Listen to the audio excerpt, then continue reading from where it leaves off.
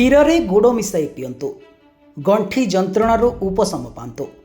ପ୍ରାଚୀନ କାଳରୁ କ୍ଷୀର ଏବଂ ଗୁଡ଼ ଉଭୟ ସ୍ୱାସ୍ଥ୍ୟ ପାଇଁ ବରଦାନ ସଦୃଶ ହୋଇଥାଏ ବୋଲି ବିବେଚନା କରାଯାଏ।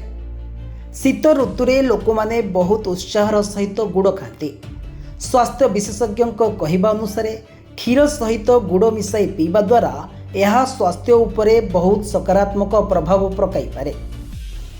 ତଥାପି ଉତ୍ତମ ଫଳାଫଳ ହାସଲ କରିବାକୁ ହେଲେ ଏହାକୁ ସଠିକ୍ ପରିମାଣରେ ଏବଂ ସଠିକ୍ ଉପାୟରେ ଡାଏଟ୍ ପ୍ଲାନ୍ର ଅଂଶ କରିବା ଅତ୍ୟନ୍ତ ଜରୁରୀ ହୋଇଥାଏ।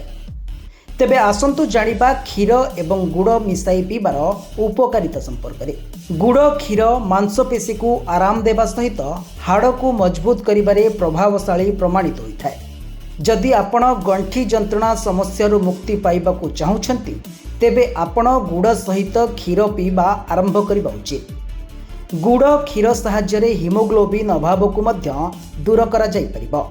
ତେଣୁ ରକ୍ତହୀନତାରେ ପୀଡ଼ିତ ରୋଗୀଙ୍କୁ ଗୁଡ଼ କ୍ଷୀର ପିଇବାକୁ ପରାମର୍ଶ ଦିଆଯାଏ। କେବଳ ଯେ ଗଣ୍ଠି ଯନ୍ତ୍ରଣା ତା ନୁହେଁ, ଗୁଡ଼ କ୍ଷୀର ଅନ୍ତନଳୀ ସ୍ୱାସ୍ଥ୍ୟ ପାଇଁ ମଧ୍ୟ ଅତ୍ୟନ୍ତ ଲାଭଦାୟକ ହୋଇଥାଏ। ଗ୍ୟାସ୍, ବଦହଜମି ଏବଂ ଏସିଡିଟିରୁ ମୁକ୍ତି ପାଇବା ପାଇଁ ଗୁଡ଼ କ୍ଷୀର ପିଇପାରିବେ। ମେଟାବଲିଜିମ୍ ବଢ଼ାଇବା ପାଇଁ ମଧ୍ୟ ଆପଣ କ୍ଷୀର ଏବଂ ଗୁଡ଼ ମିଶାଇ ଏକାଠି ପିଇପାରିବେ।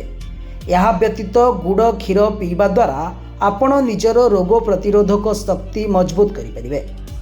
ରାତିରେ ଗୁଡ଼ କ୍ଷୀର ପିଇବା ଦ୍ୱାରା ଭଲ ନିଦ ମଧ୍ୟ ଆସିଥାଏ। ତେବେ ଗୁଡ଼ ଓ କ୍ଷୀରକୁ ତିଆରି କରିବା ପାଇଁ ପ୍ରଥମେ ଆପଣଙ୍କୁ ଏକ ପାତ୍ରରେ କ୍ଷୀରକୁ ଗରମ କରିବାକୁ ପଡ଼ିବ।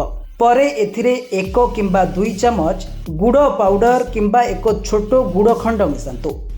ଭଲ ଫଳାଫଳ ପାଇବା ପାଇଁ ଶୋଇବା ପୂର୍ବରୁ ଗୁଡ଼ କ୍ଷୀର ପିଅନ୍ତୁ। ପ୍ରତିଦିନ ପୁଷ୍ଟିକର ଗୁଡ଼ କ୍ଷୀର ପିଅନ୍ତୁ।